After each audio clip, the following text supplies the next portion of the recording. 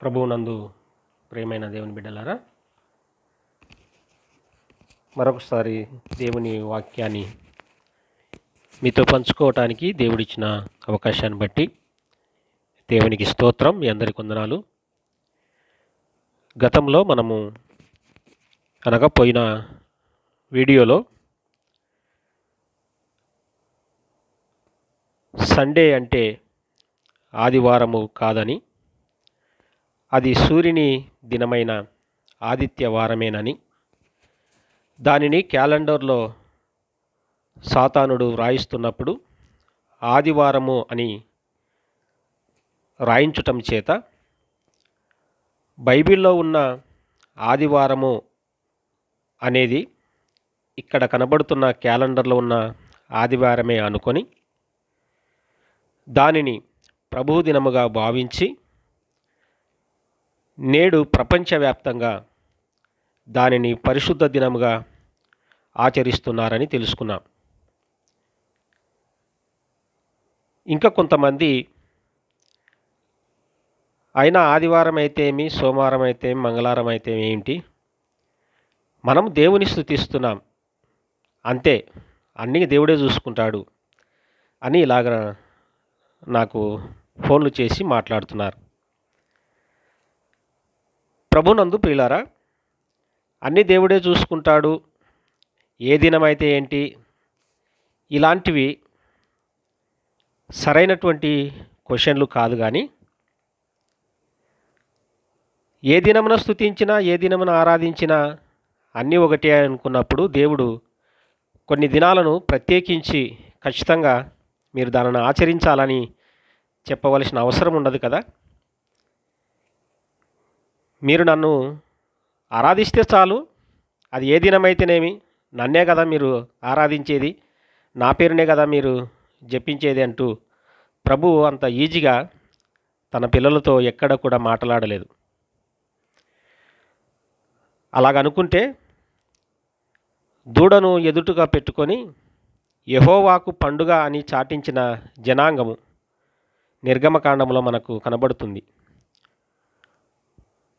మోషే సీనాయి పర్వతం మీదకి వెళ్ళినప్పుడు యెహోషువ కాలేబును వెంటబెట్టుకొని తను దేవుని దగ్గరికి ప్రవేశించిన సమయంలో 6 లక్షల జనాభా కలిగినటువంటి సంఘాన్ని అహరోనుకు అప్పగించి మోషే కొండ ఎక్కిపోవడం జరుగుతుంది.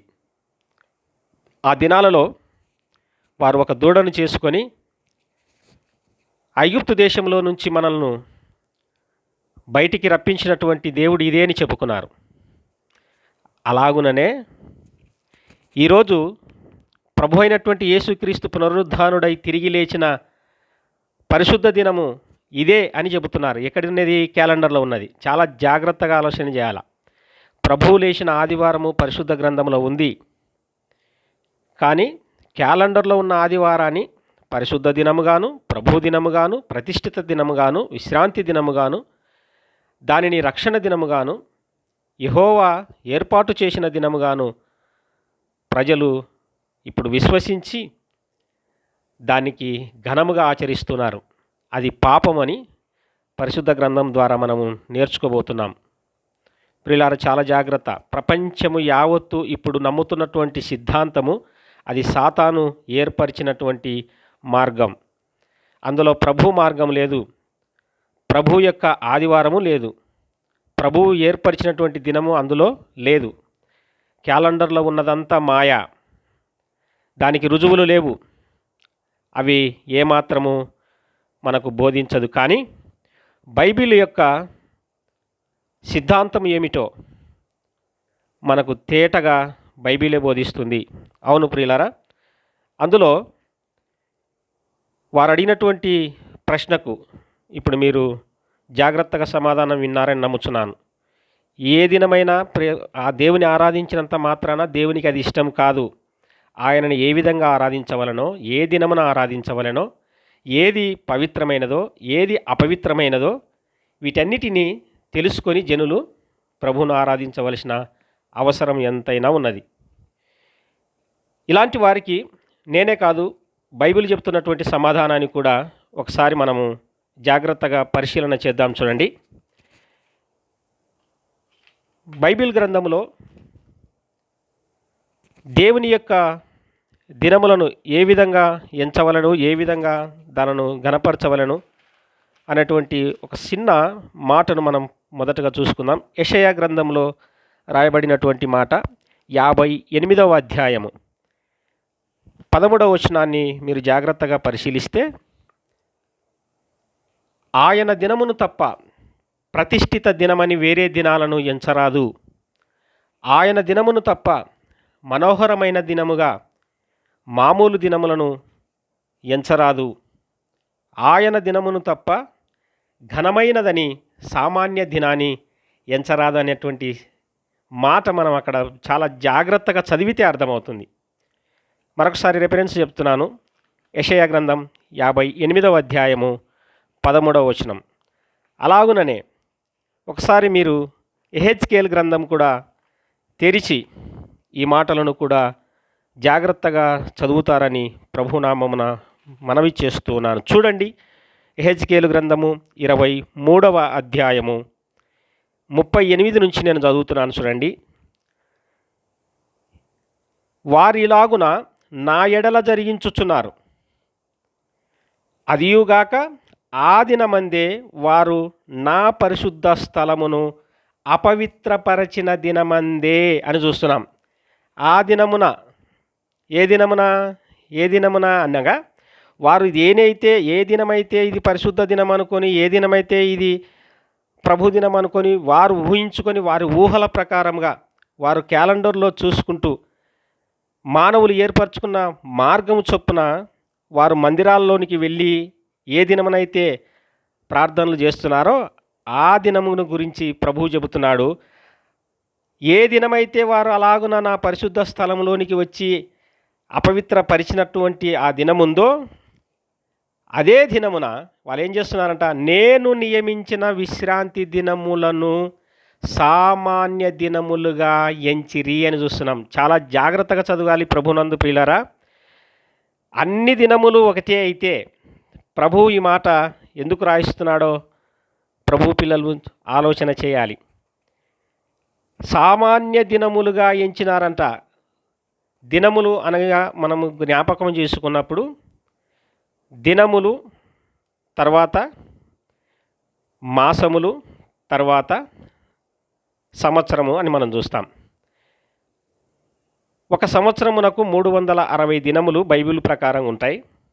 యెహెజ్కేలు గ్రంథం, దానియేలు గ్రంథం, ప్రకటన గ్రంథం చదివినప్పుడు ఎక్కడా కూడా ఈ లెక్క తప్పదు. నెలకు 30 రోజులు ఉంటాయి. సంవత్సరమునకు 360 రోజులు, నెలకు 30 రోజులు ఉంటాయి. 30 రోజుల్లో 2 రోజులు ప్రభువు దినములు. మొదటిది పౌర్ణమి, రెండవది అమావాస్య. జాగ్రత్త ప్రియులారా, ఈ 2 రోజులకు మాత్రమే దేవుడు బైబిల్ గ్రంథంలో పేర్లు పెట్టాడు, అమావాస్య, పౌర్ణమి అని. మిగతా 28 దినములు ఉన్నాయి. వీటిని పౌర్ణమి వరకు అనగా మొదట దినము ప్రారంభించుకొని 14 రోజులను 2 వారములుగా దేవుడు విభజించి ఇక్కడ 14 రోజులు ఉంచాడు. పౌర్ణమి నుంచి మరలి అమావాస్య వరకు 2 వారములుగా విభజించి అందులో 14 రోజులను దేవుడు ఉంచాడు. ఇటువైపు 14 రోజులు, అటువైపు 14 రోజులు, 28 రోజులు ఇప్పుడు మనకున్నటువంటి పని దినములు. కానీ ఇశ్రాయేలీలకు అందులో నుంచి 6 రోజులు మాత్రమే పని చేసుకోవాలి, 7వ రోజు విశ్రాంతి తీసుకోవాలనేటువంటి ఆజ్ఞ ఇచ్చాడు. కాబట్టి వారికి మాత్రము మరలా 4 రోజులు తగ్గుతున్నాయి. ఎందుకు అనంటే వారు 7వ రోజు అనగా 7వ తారీఖు విశ్రాంతి తీసుకోవాలి, 14వ రోజు విశ్రాంతి తీసుకోవాలి. ఆ తర్వాత పౌర్ణమి వస్తుంది. పౌర్ణమి పోయిన తర్వాత మరలా వారు 22వ తేదీ విశ్రాంతి తీసుకోవాలి, తిరిగి 29వ తేదీ విశ్రాంతి తీసుకోవాలి. ఆ తర్వాత అమావాస్య వస్తుంది. అమావాస్య రోజు శూన్యతిథి అనగా తండ్రికి సాక్ష్యంగాను, పౌర్ణమి రోజు ప్రభువు దినం గనక కుమారునికి సాక్ష్యంగాను దానిని మనము ఆచరిస్తూ వస్తున్నాం. అది బైబిల్ చెప్పినటువంటి సత్యం. సరే, వాటి గురించి మరొకసారి ఇంకా కాస్త లోతుగా మీకు వివరిస్తాను. అంతకంటే ముందుగా ఇప్పుడు అడిగినటువంటి ప్రశ్నకు సమాధానం. ఏ దినమున స్తుతిస్తేమి ప్రభువునే కదా స్తుతిస్తున్నాము, తప్పేముంది అనుకునేటువంటి వారికి వాక్యం ఇస్తున్నటువంటి సమాధానము ఏమిటంటే, మీరు వెళ్ళినంత మాత్రాన ఆ దినములు పరిశుద్ధమైనవి కావు, అవి ప్రతిష్ఠితం అంతకంటే కావు, అవి ప్రభువుకు ఏమాత్రము ఇష్టము లేని దినములు. మరి ప్రభువు ఇష్టపడే దినాలు బైబిల్లో ఉన్నాయి గనక వాటినే మనము కనుగొని అందులోనే ప్రభువును స్తుతించవలసిన అవసరం ఎంతైనా ఉందని ప్రభు వాక్యం సెలవిస్తుంది. కాబట్టి ఒకసారి దేవుని గ్రంథంలో జ్ఞాపకం చేసుకున్నప్పుడు మొదటి రాజుల గ్రంథం 13వ అధ్యాయం 33వ వచనము, అలాగనే రెండవ రాజుల గ్రంథం 17వ అధ్యాయం 32వ వచనములో అక్కడ ఒక రాజు ఏం చేస్తాడంటే సామాన్య జనులను యాజకులుగా చేస్తాడు. సామాన్య జనులను ఏం చేశాడు? యాజకులుగా చేశాడు. సామాన్య జనులను యాజకులుగా చేసినంత మాత్రాన వారు యాజకులు అవుతారా అంటే ఎప్పటికీ కారు, ఎందుకంటే దేవుడు వారిని ఒప్పుకోడు గనక. కానీ సామాన్య జనులను యాజకులుగా చేసిన రాజు మాత్రం శిక్షించబడుతున్నాడు. అలాగనే సామాన్య దినములను మీరు ప్రభు దినములుగా చేస్తే ఆ సామాన్య దినములు ఎప్పటికీ ప్రభు దినములు కావు, అందులో ప్రభువు సంతోషింపడు. కానీ ప్రభువుకి ఇష్టమైనటువంటి దినము, ఆయన ఏర్పాటు చేసిన దినము, ఆ రక్షణ దినము ఉండనే ఉంది, అందులోనే ప్రభువు సంతోషిస్తాడు. కానీ సామాన్యమైనటువంటి దినములను ప్రభు దినములుగా ఎంచినటువంటి ప్రజలు మాత్రము శిక్షకు గురవుతారు. ఇది బైబిల్ చెప్తున్నటువంటి సత్యం. అవును ప్రభునందు ప్రియులారా, అందుకే జాగ్రత్తగా బైబిల్ను మీరు మరలా చదవాలి. చూస్తున్నారు కదా, హెజ్కేల్ గ్రంథం 23వ అధ్యాయము ఇప్పుడు 39వ వచనం చదువుతున్నాను చూడండి. తాము పెట్టుకొనిన విగ్రహముల పేరిట తమ పిల్లలను చంపిన నాడే వారు నా పరిశుద్ధ స్థలములో చొచ్చి దాని అపవిత్రపరచి నా మందిరములోనే వారు ఈలాగున చేసిరి అని చూస్తున్నాం. వారు ఈలాగున చేసిరి. అలాగే 37వ వచనాన్ని కూడా చదువుతున్నాను చూడండి, 23వ అధ్యాయము 37వ వచనం. వారు వ్యభిచారులను నరహంతకులనైన వారై విగ్రహములతో వ్యభిచరించి నాకు కనిన కుమారులను విగ్రహములు మిరింగునట్లు వాటికి ప్రతిష్ఠించిరి అని చూస్తాం. దీన్ని బాగా లోతుగా మీరు ఆలోచన చేస్తే భూమి మీద ప్రతి ఒక్క జనాంగము దేవుని పిల్లలు. వారు ప్రభువుకు ప్రతిష్ఠింపబడవలసినటువంటి వారు. కానీ ఇక్కడ ప్రజలు ఏం చేశారంటే విగ్రహాలకు వారిని ప్రతిష్ఠింపజేశారు. అనగా ప్రజలనందరినీ ఈ గ్రహనామ స్మరణకు బందీలుగా చేసి పాడేశారు. ఇక్కడ మీరు కొంచెం జాగ్రత్తగా నిజానంగా ఆలోచించవలసినటువంటి అవసరత ఎంతైనా ఉన్నది. అనగా ఈ సమస్త భూమండలమునకు, సమస్త ప్రజలకు, ప్రతి జాతిలో ఉన్నటువంటి ప్రజలకు దేవుడు ఒక్కడే. యెషయా గ్రంథం 54వ అధ్యాయము 5వ వచనాన్ని, అలాగే జకర్యా గ్రంథం 14వ అధ్యాయము 9వ వచనాన్ని మీరు చదివినప్పుడు అక్కడ వ్రాయబడినటువంటి మాట సమస్త ప్రజలకు దేవుడు ఒక్కడే. కానీ ఆయా స్థలాలలో, ఆయా ప్రాంతాలలో, ఆయా జనాంగము బ్రతుకుతున్నప్పుడు సాతానుడు మాత్రము అందరినీ ఈ విగ్రహములకు మాత్రమే ప్రతిష్ఠింపజేశాడు. ఎలాగంటున్నారా? ఇప్పుడు ఈ భూమండలము పైన క్యాలెండరు లేని గృహం అంటూ లేదు. భూమండలము పైన క్యాలెండర్ లేని గృహం అంటూ లేదు. పోనీలే అది ప్రభుత్వ అవసరాల కొరక అంటే కాదు.